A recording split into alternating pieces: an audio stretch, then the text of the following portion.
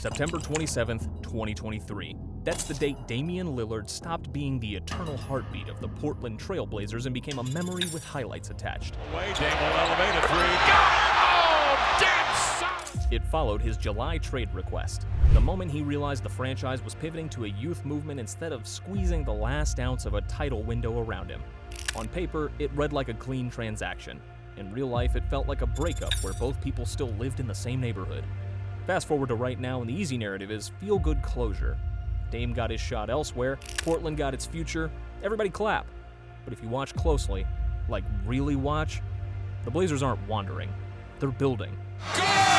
With 2/10 left! Slowly, stubbornly, and kind of cleverly. Give it time and there's a real chance this group turns into a problem out west, the kind that sneaks up on you and steals a playoff series before you've learned everyone's jersey number.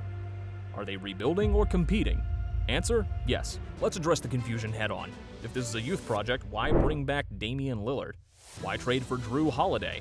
Why buy out DeAndre Ayton to open minutes for rookies? Isn't that like putting a spoiler on a car that doesn't have an engine yet? Here's the thing. Sometimes the fastest way to grow kids is to surround them with adults. Look at Houston. They were a lottery cyclone of talent in 2023. Then they added Fred VanVleet and Dillon Brooks, two players who could point to a spot on the floor and meet it. Suddenly the young guys had rails to ride on, and the win total climbed. Portland's doing its own version. Keep the ceiling with the prospects, raise the floor with the vets, and teach a style that survives in May. Dame, the bridge you actually cross. No illusions. Damian is rehabbing. He might not return as a 35-minute hammer, and he doesn't have to. Think of Fred VanVleet in Houston, a metronome with pull-up gravity. VanVleet fakes, stoops, floater, got it! Dame gives Portland that, only louder. He organizes possessions, limits the silly mistakes, and commands pick and rolls like a conductor who's seen every tempo. That matters for the kids. Scott Henderson is learning to steer instead of sprint. Shaedon Sharpe is an off-ball missile, not a floor general. Having a veteran who weaponizes spacing with pull-up threes turns the half-court into a classroom. Defenders step one stride higher, tags come one beat earlier, and the short roll opens like an elevator door for a big with touch. Enter Hansen Yang. If VanVleet unlocks Schengen's short-rolled reads, Dame can do the same for Yang. Particularly how you have to compete defensively to get minutes. Nice cut. And bucket and another wonderful delivery. Little pocket passes, one dribble touch shots, corner skips that make coaches nod. And the price? Post-rehab, the number is friendly. If he's 80% of last year's top 20 impact, you're paying mid-tier money for top 50 value. And leadership the box score can't spell. Jrue Holiday, tone setter and grenade eater. If Dame is the bridge, Jrue is the guard dog who lives under it. He'll take the hardest perimeter assignment, swallow grenade possessions late in the clock, and make the game feel honest again. Oh, yeah! Efficiency won't always sparkle, but cultures aren't built on shot charts. They're built on habits. Jrue's habit is, your best guard sees me first. Pair that with Portland's young length and you start to feel an identity forming. Tough at the point, trustworthy on the wing, and stingy at the rim. Scoot Henderson, from frantic to fluent.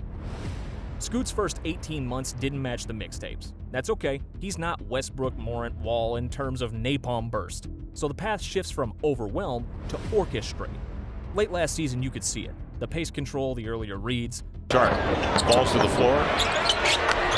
Sharpe of the Blazers. The pull-up that punished defenses for ducking under. The job in year 3 isn't save the franchise, it's win the possession. Change speeds, pick your pockets to attack. Live in the middle of the floor long enough to make a decision you meant to make. With Dame as a future co-pilot and Jrue as a daily masterclass in on-ball seriousness, Scoot can grow into a good point guard first and let the rest scale up naturally. Shaedon Sharpe, closeout killer in training. Sharpe is the opposite archetype, an off-ball wing whose superpower is erasing your angle. The finishing numbers already flirt with how is that possible.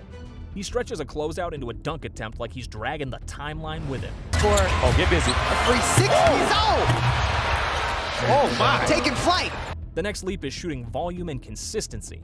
If he sits at 37 to 38% from deep on real attempts, defenses bend just enough for his first step to slice. Then it's gravity. Then it's rotation panic. Then it's fun. The motor and defense have to normalize. No skipping that. But Jrue and Toumani Kamara are walking reminders of what every possession matters looks like. Hansen Yang, the swing piece you didn't expect. Yang wasn't even supposed to land in Portland.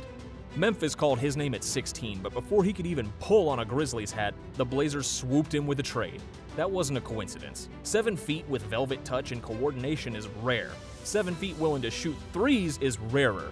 Sure, the athletic profile isn't fireworks, but in a system built around decision-making, Yang's value is crystal clear. Just how incredible all that is. His love misses, but young Hansen is there. He turns 2-on-1s into points without dribbling the air out of the ball. Picture it. Catch at the nail, 1 dribble push shot, short roll skip pass to the weak side corner. Weird passing angles that somehow feel perfect because the ball gets there exactly when it should. Minutes were the question. Ayton's exit gave him the runaway. Guards to feed him were the question. Dame and Jrue bring the silverware. Donovan Clingan and a paint with rules. Clingan looked like a season drop big the moment he checked in. 7'2", broad shoulders, great angles, zero panic. He's not a free safety rover, and that's fine. He closes air responsibly. That shot! A rebuke, a denial! Verticalities without fouling, and makes "meet me at 8 feet" sound like a dare you'll regret. Add a healthy Robert Williams III and you've got 48 minutes of rim protection. Sprinkle in Yang for contrast and the front court suddenly has styles to throw at you. Teams with elite rim deterrence and real point-of-attack defense almost never stink on that end. Almost is why the wings matter. Deni Avdija, the connective engine. Deni quietly jumped. 17-7-4, on-ball creation, and that power drive craft where you bounce off him and wonder when he got this strong. He's not chasing ISO stardom. He's solving possessions. Fires and scores! Deni Avdija in full command! The handle is firmer, the shot is trending, and the passing is loud early. On a roster light on pure point guards, Deni's point forward reps aren't cute, they're critical. He raises the floor of every lineup he touches and gives the kids a clean read to play off. Cost to acquire was sane, contract is sane, trajectory is not. He's your most stable long-term pillar right now. Toumani Kamara, chaos with a compass. Kamara is the defender who makes scorers look at the shot clock a little too long. 6'7", guard feet, boulder core. He gets over, recovers, contests on balance, and when he's beat, he's somehow back in the play before your second dribble. Against West elite guards, Luka Shai the Ant-Man, he won't erase genius, but he will delay it. In the playoffs, that delay is where your help finds oxygen. Put Kamara with Jrue and Deni, and you've got a wing room that can live on switches when it's smart, scram when it's not, and funnel everything into a paint that has a bouncer at the rope. The Jerami Grant problem, and how it becomes a tool. Let's be adults. The contract is heavy, the two-point efficiency cratered, and the defense isn't what it was. So reframe it. Short term, Grant slides into lineups where his shot making is a luxury instead of a need. Long term, that number becomes an expiring you use to match a real trade in 2027 or 28 when a star shakes loose. Bad deals can become good bridges. Don't cling to the regret. Keep the receipt. Quiet leverage, the picks you don't talk about yet.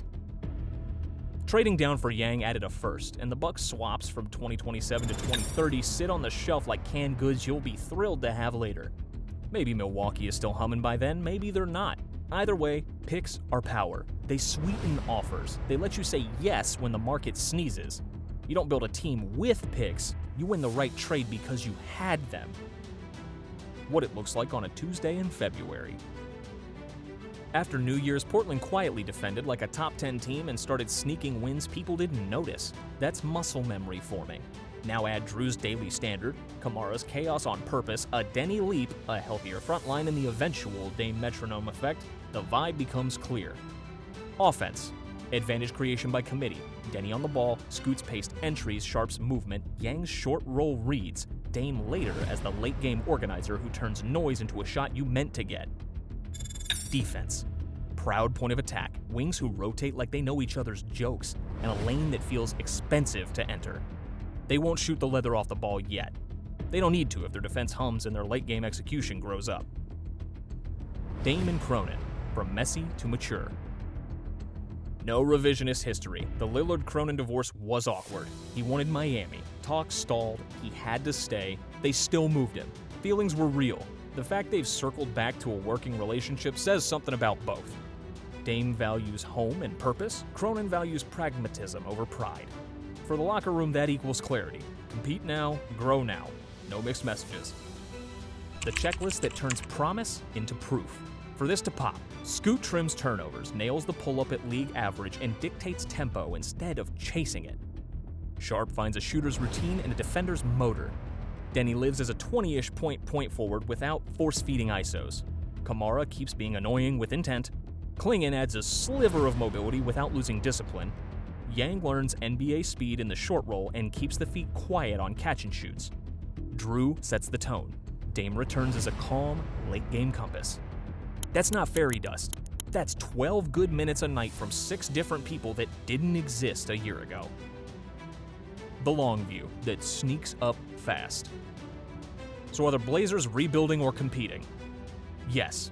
They're titling the table one smart possession at a time. Defensive teeth up front, versatile wings on the edges, grown-up guards to teach the metronome, picks in the drawer, and a contract or two that can become a bridge when the league's next disgruntled star sends a cryptic Instagram story.